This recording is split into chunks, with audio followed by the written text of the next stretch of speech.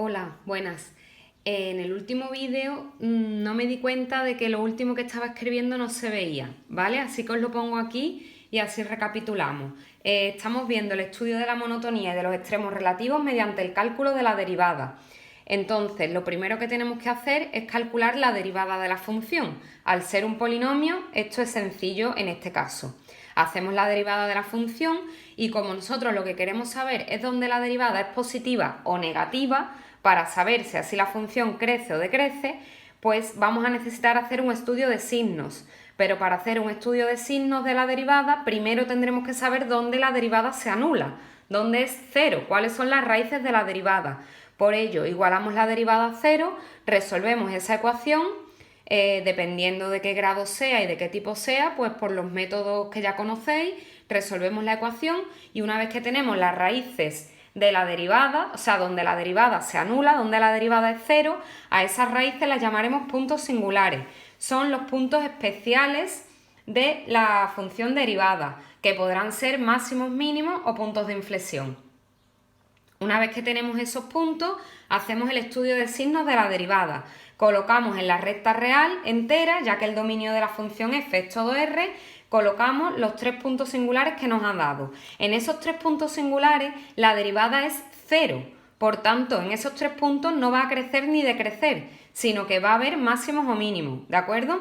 Entonces, colocamos los tres puntos en la recta real, cogemos un punto en cada uno de los intervalos que nos han quedado, que son 4, y vemos si la derivada en esos puntos es positiva o negativa, y por tanto en los intervalos completos. Donde nos ha dado que la derivada es negativa, pues la función decrece, donde nos ha dado que la derivada es positiva, la función crece. Y justo en los puntos singulares, si la función pasa de decrecer a crecer, habrá un mínimo, y si pasa de crecer a decrecer, habrá un máximo. Y ya lo último que tenemos que hacer es indicar todas las soluciones, decir en qué intervalos crece, en qué intervalos decrece y calcular la y, la coordenada y de los máximos y mínimos, sustituyendo en la función original, ¿de acuerdo? Y aquí tenéis todas las soluciones. Paso a hacer un segundo ejemplo.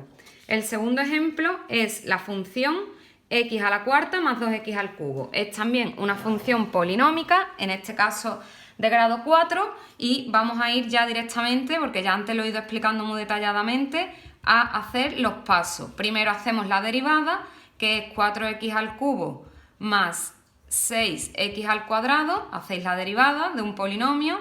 Segundo, vemos dónde la derivada es 0, calculamos las raíces de la derivada, 6x igual a 0.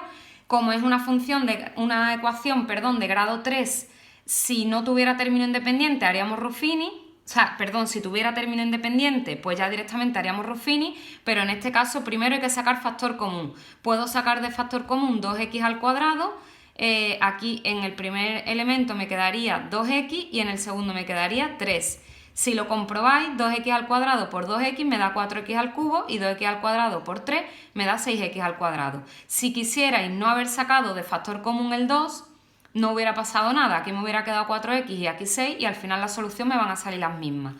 Esto es una ecuación producto, luego 2x al cuadrado igual a 0, por tanto x igual a 0 es la primera solución y aquí 2x más 3 igual a 0, luego x igual a menos 3 medios. Cuidado aquí al despejar con el menos, que como pongáis mal las raíces ya después va a estar todo mal. Y estos dos puntos son puntos singulares. Son los dos puntos donde se anula la derivada, donde la derivada es 0 y van a ser los posibles candidatos a máximos o a mínimos de la función. Pasamos al tercer punto, que es el estudio de signos de la derivada. Bueno, podría haber puesto de la derivada, que como voy hablando y escribiendo a la vez, a veces no sé ni lo que escribo. El estudio de signos de la derivada de f'. Coloco la recta real de menos infinito a más infinito, ya que el dominio de la función f es todo r, al ser un polinomio. Coloco los puntos singulares, cuidado de ponerlos en orden, primero el menos 3 medios que es negativo, menos 3 medios es lo mismo que menos 1,5, ¿vale? Si alguien lo quiere poner en decimal no pasa absolutamente nada. Cojo un número más pequeño que menos 3 medios, que esté entre menos infinito y menos 3 medios, pues por ejemplo menos 2, cojo uno que esté entre menos 3 medios y 0, por ejemplo menos 1, y 1 mayor, 1. Ya he cogido un punto en cada uno de los 3 intervalos que yo tenía, que es donde va a cambiar el signo de la derivada. Y ahora estudio el signo de la derivada, 4x al cubo más 6x al cuadrado. Esa es la derivada. Sustituyo en el menos 2 y me va a dar negativo. Yo ya lo tengo por ahí calculado. Sustituyo en el menos 1 y me va a dar positivo. Y sustituyo en el 1 y me va a dar positivo. Lo único que tenéis que hacer es coger el menos 2, sustituirlo en esta x y en esta con la calculadora y ver si da positivo o negativo.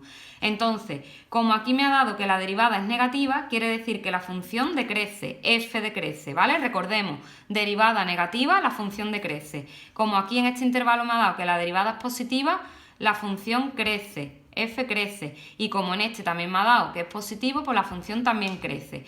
Entonces, aquí pasa de decrecer a crecer. Luego aquí, en x igual a menos 3 medios, va a haber un mínimo. Pasa de decrecer a crecer, ¿vale? Es el punto más bajo.